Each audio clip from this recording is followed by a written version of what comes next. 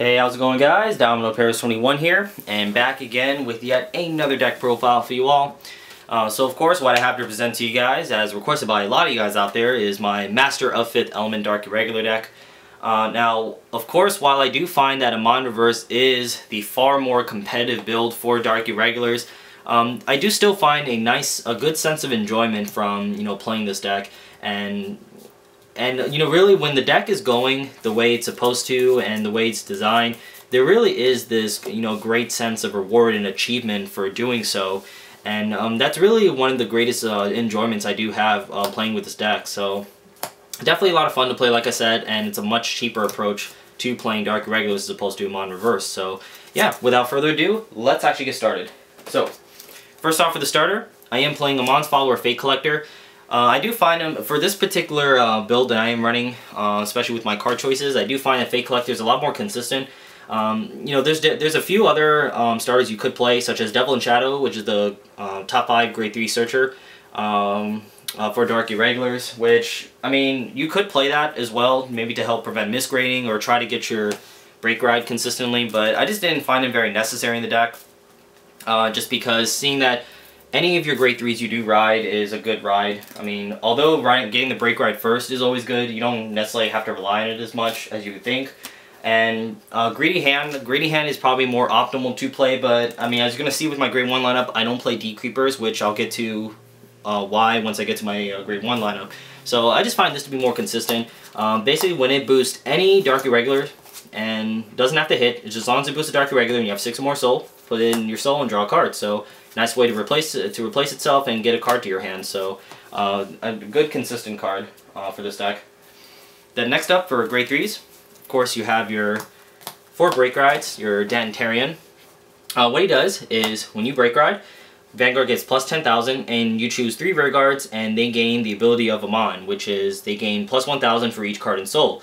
So, I mean, ultimately, obviously, if you have like 20 cards in soul, you give 3 rear guards plus 20k in a sense, and it can keep going up if you have ways to soul charge, because the power does last until the end of the turn. So, definitely a pretty powerful skill, especially when you're trying to make pushes late game, because there's a few times I just close out a game because, my opponent simply just couldn't handle like 40k plus columns. So it's definitely a fun card to continuously abuse. And he has a decent secondary skill of whenever he attacks the Vanguard. Now this is mandatory, but you do have to soul charge 1, and he does gain plus 1,000. So he's not 13k attacker, but nonetheless, 12k attacker is still pretty good. But the fact is that he does give you that soul charge really helps with the deck as well. So yeah, really, really powerful card. And you have your 4 Master of 5th Element. 5th Element, of course, is like one of the, I guess you say, Arbros Dragon clones, saying that Arbros Dragon was the first to kind of have this kind of skill. Because another deck that has the same skill as him is Celestial Angel Feathers, particularly Zerachiel. But what that skill is Limit Break 4, when you have 10 Dark Irregulars in your soul, all of your Dark Irregular units, including the Vanguard, gain plus 3,000. So essentially, your columns get plus 6k as long as you have boosters. And, you essentially just massively improve your field to consistently hit some pretty big numbers. So obviously, combining him with your break ride can really push for some pretty ridiculous numbers at times. So very powerful skill. Now the 10 soul is really not hard to get in this deck. I don't even recall one single game where I was not able to do that. And one reason why I say that riding him before your break ride is not as bad is that he does have the Emblem Master skill of whenever he hits your opponent's Vanguard, while he's Vanguard Circle, of course, when he hits your opponent's Vanguard, Count Blast 1, Soul Blast, and Soul Charge 3, so the deck is very consistent at getting to that 10 soul mark, so it's not hard at all to do for this deck. So yeah, that's it for the grade 3 lineup. And next up for grade 2s, you're running 4 Flirtacious Succubus. Well, seeing that I can't really play this in Amon Reverse, I feel like, she puts in good work in this deck. So yeah, I will still find good use for this card, one of my waifus. But yeah, when you place her on Vanguard Rigor Circle, Soul Charge 1. So simple as that. Then you do have your 4 Demon of Aspiration Amon. When you have 6 or more cards in Soul, he gains plus 3,000 when he attacks. So he's your 11k attacker. 11k attackers are very, very important in this deck, just because they do allow you to hit the much more higher tier number of 26k with the smaller Amon right here, which will be like the best card in the deck, but I'll get to him in a little bit. But yeah, 11k attackers are very, very precious, so definitely important to max those out. And then I am running 3 blue dusts. Now he's supposed to be Emblem Master, which is when Emblem Master hits the Vanguard, Counterblast 1, Soul Charge 3. But for some reason, I thought I had Emblem Masters, but I kind of forgot, when I was building the deck, I kind of forgot that I actually traded them off. So I just put in Blue Dust instead. I mean, he still works out perfectly fine. It's just whenever he hits anything, Rearguard or Vanguard, you Soul Charge 1. So, you know, there are times where it'd been nice to have an Emblem Master, just get the 10 soul faster, but to be honest, Emblem Master wasn't like necessary, you know, for me. So the deck was able to, this build is definitely still able to function perfectly well without the Emblem Master. So yeah, Blue Dust still works. I do like to put Storyteller in this deck, but unfortunately Fighters Collection is not yet out for English at the moment.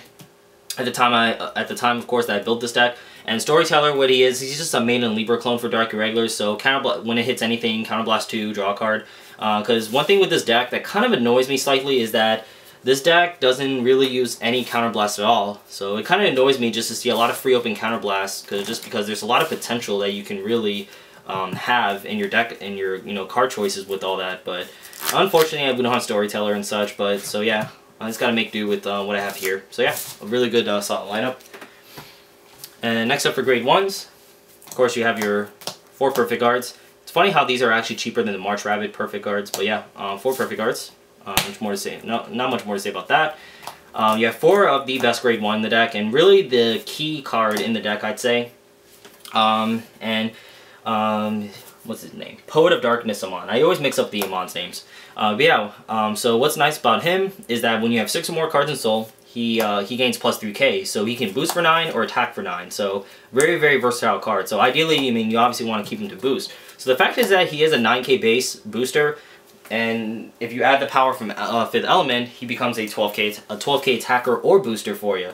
So combining him with your 11k attackers, seeing that 11k's plus get plus 3, they're 14k, so 12 plus 14 is 26. So hitting that nice high tier 26 K number, especially against 11k Vanguards, it's definitely very huge in late game, and just allows you to just obviously put more pressure on your opponent. But yeah, he's going to definitely be the most important card in the deck, just because he allows pretty much anything you put in front of him to be to hit for a nice high tier number.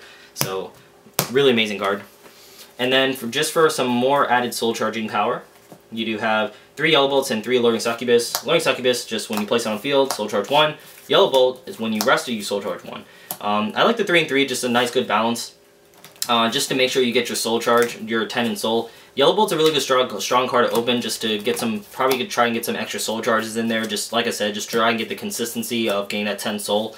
Now, of course, as much as I love Doreen the Thruster, well, not only is that she's been going up in price and such, so I wasn't able to get a hold of any spares, but she's not really needed in the deck and such. Because I know some alternative lineups you can run with the grade 1s, like as opposed to these. I know some guys like to run D Creepers, Dimension Creepers, which, of course, while he's in Soul, you Soul Blast and Soul Charge 2, and then they run Doreen's in combination with it and have Greedy Hands starter.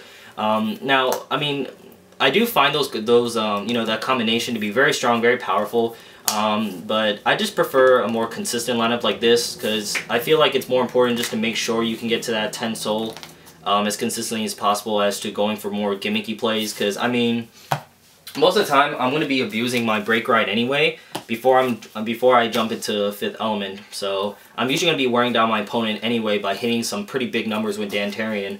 So I mean, Master of 5th Element is kind of like the finisher in the deck if I'm able to draw into my Break Rides first. So it's like I said, it's just better to just shoot for more consistency, because that's really what's more important in the long run.